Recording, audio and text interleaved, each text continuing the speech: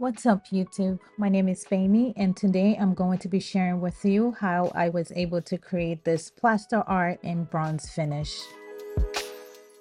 Before we get started, please support my channel by hitting the subscribe button. You can expect tons of art tutorials and inspiration coming at you from this channel.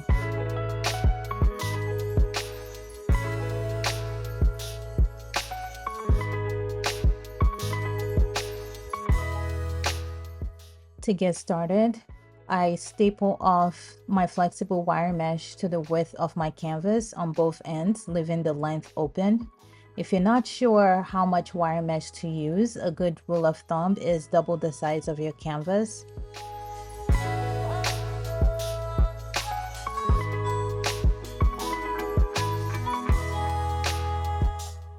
Next, I take my time to gently figure out the shape of my sculpture, working with the wire mesh, seeing how it folds and how best I can work with it.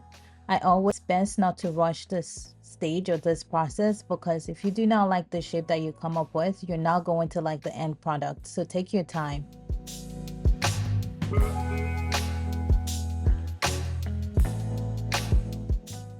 It's also helpful to note that wire mesh is really sharp and it's best to wear gloves when you're working with it. I personally do not really like to wear gloves, but that's a risk that I'm willing to take.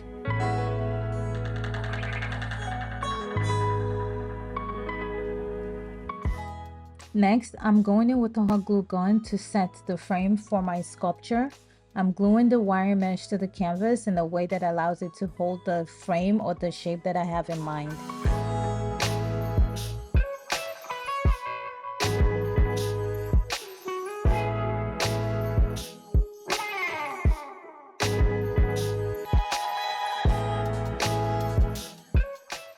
Remember, it's best to work in sections and continue to look at your art or your sculpture from every angle to make sure that you like what you're coming up with.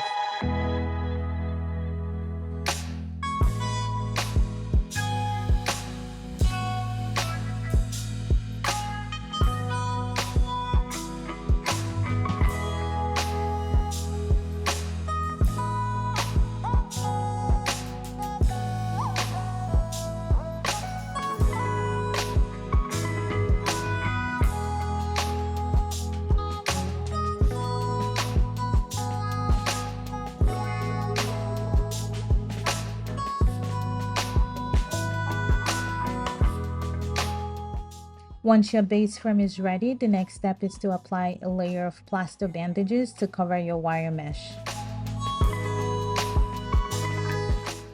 You can do this by either dipping your plaster bandages in water or using a wet brush to layer it over your wire mesh. And the reason why we have to use the plaster bandages is because if you try to put your joint compound paste directly over the wire mesh, it will fall through the wire mesh and you'll have a huge mess.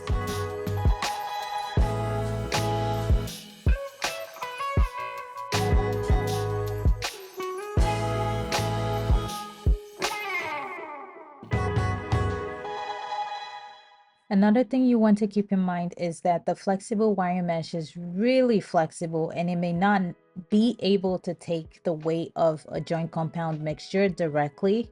And so in a lot of ways, this layer of plaster bandages does go a long way to add to the structural integrity of your frame. And so while this part of the process might be really messy, it's something that I highly recommend.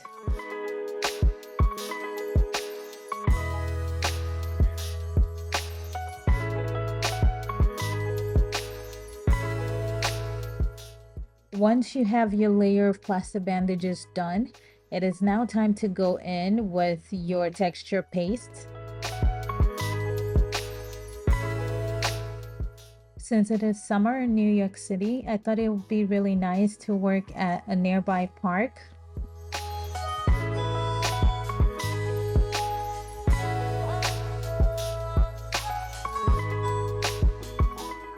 When it comes to how many layers of texture paste you need to apply over your sculpture, it really does depend on you and what texture or look you're looking to achieve.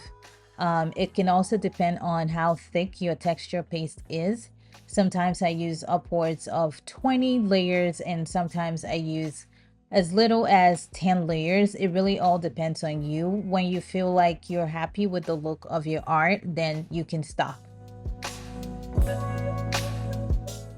It's also crucial to allow your sculpture to dry in between layers, especially if you're applying many layers per day or if your texture paste is thick, as this will prevent it from cracking. So I usually like to give it about 28 to 48 hours in between multiple coats of joint compound or plaster mixture.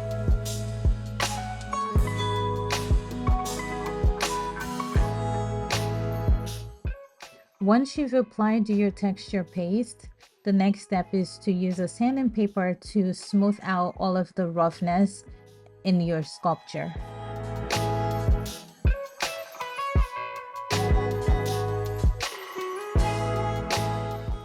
You can also sand your sculpture in between layers of joint compound or plaster application to help you achieve a really smooth finish. I do this depending on how rough my work is looking. If I really want it to get smooth, I can buff it out and then go back in with my texture paste. Remember to work in a well-ventilated area and to wear a respirator mask when you're sanding. When I'm happy with the texture and look of my work, my next step is to apply a layer of household primer to prep my work for painting.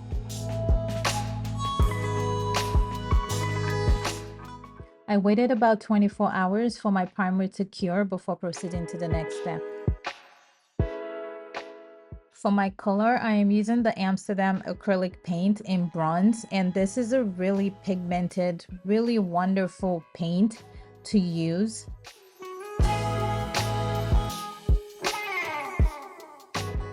One thing to note about this paint is that it does dry very quickly, so you just want to blend as you go along. Don't leave any parts of it unblended. Also wanted to give you an up-close view so you can just see how beautifully metallic and highly pigmented this paint is. In total, I used about 3 coats of paint to get a full coverage or my desired coverage for the sculpture.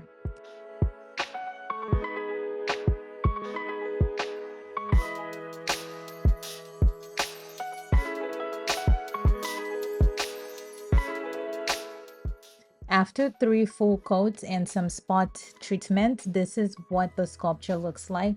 I really do love the metal effect that this paint gives. It's a really warm bronze look and I am completely in love with it. However, this is not the last step, so hanging there, we still have one more step to go, which is varnishing.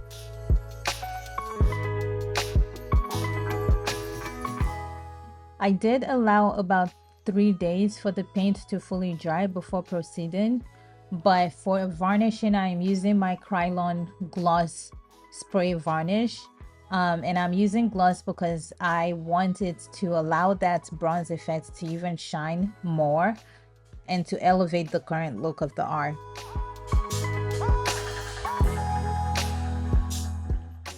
I would not recommend a matte varnish in this scenario at all, so highly recommend you opt for a gloss or glossy varnish.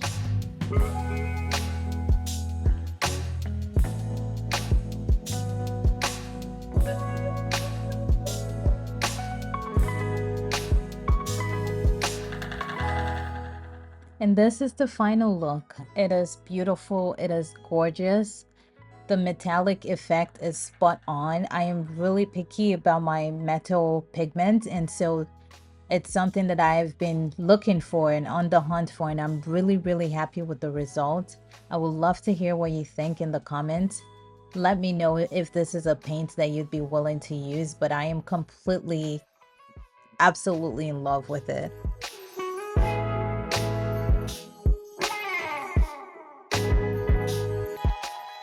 As a reminder, you will find links to all of the materials used in the comment section. You can also shop my art via my website or my Etsy store. If you haven't subscribed, please support your girl and hit that subscribe button. And I will see you on my next video. Take care. Bye.